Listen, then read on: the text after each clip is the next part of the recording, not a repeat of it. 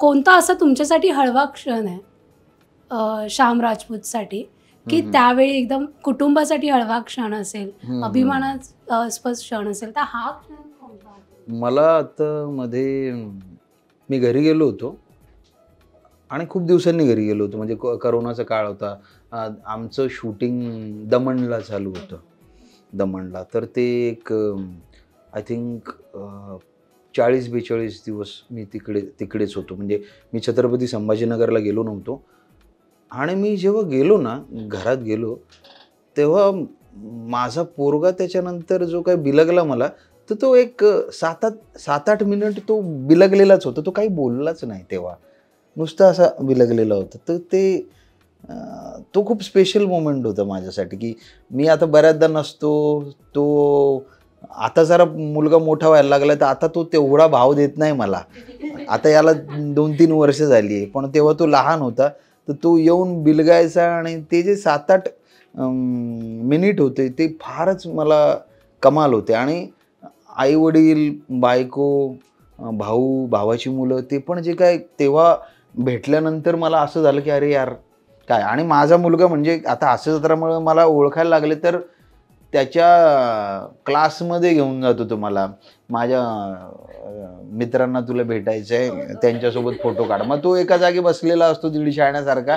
हा, तू त्याच्यासोबत फोटो काढ, त्याच्यासोबत काढ, असं तो ऑर्डर्स देत असतो. कॉम्प्लिमेंट म्हणजे आत्ता शिवालीसोबत मी एक स्किट केलं होतं. बसमध्ये असतो आम्ही आणि शिवाली लहान मुलगी असते.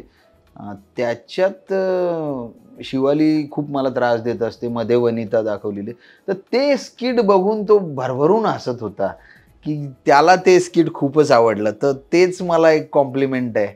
बाकी असं तो फार नाही बघत, पण त्याला गौरव मोरे त्याला खूप आवडतो. माझ्यापेक्षा गौरव मोरे जास्त आवडतो त्याला. तुमची जॉईंट फॅमिली आहे. हां हां. सो तुम्ही एकटे इथे राहता. हो. कितीही घट्ट मित्र असले, कितीही घट्ट मित्र कमवलेले असले, तरी पण घरच्यांची एक ओढ असतेच. हो हो. नेहमी थकून घरी गेल्यानंतर आपले हक्काचे लोक आपल्याला लागतात, की कसा आहेस, कसा दिवस गेला. तर हे दिवस आत्ता जे जगतायत ते किती त्रासदायक आहे. कारण का तर एका ठिकाणी मनासारखं काम होते, पण एका ठिकाणी घरच्यांपासून, मुलापासून, बायकोपासून लांब आहे. तर हा फेज कसा आहे? आता काय याच्यात काम मिळालं आणि बिझी, याचा खूप आनंद आहे. कारण असं काम आणि असं प्रेम हास्य जत्रेतून मिळतं. पण माझ्यासाठी शेड्यूल खूप हेक्टिक असतं. कारण मी बऱ्याचदा इथे शूटिंग संपलं रात्री 1-2 वाजता, तर मी इथून कल्याणला जातो. कारण छत्रपती संभाजीनगरची गाडी 10 वाजेपर्यंतच असते. आमचं शूटिंग त्याच्या पुढे चालतं, कधी 11, कधी 12. मग मला आमचा जो हास्य जत्रेचा श्याम बांगर आहे, त्याच्या कारने तो मला कल्याण फाट्यापर्यंत सोडतो. मग तिथून मी कारने जातो नाशिकला, किंवा जे मिळेल ते बस वगैरे काही. तिथून मी नाशिकला उतरतो द्वारकाला. तिथून द्वारकावरून आपल्या गाडीने परत छत्रपती संभाजीनगरला.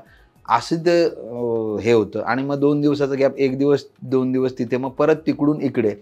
पण तिथे पोहोचल्यानंतर जे भावाची 2 मुलं, माझा मुलगा, ते जे गळ्यात येऊन पडतात ना, तर तिथे सगळं संपून जातं, की त्याच्यात मजा येते. कारण एवढं थकलेलं असतानाही मी त्यांच्यासोबत मग खेळतो. आणि इनफॅक्ट मी बऱ्याचदा तर इकडून जातो आणि तिथे सकाळी सकाळी क्रिकेटची मॅच खेळतो, मग घरी जातो.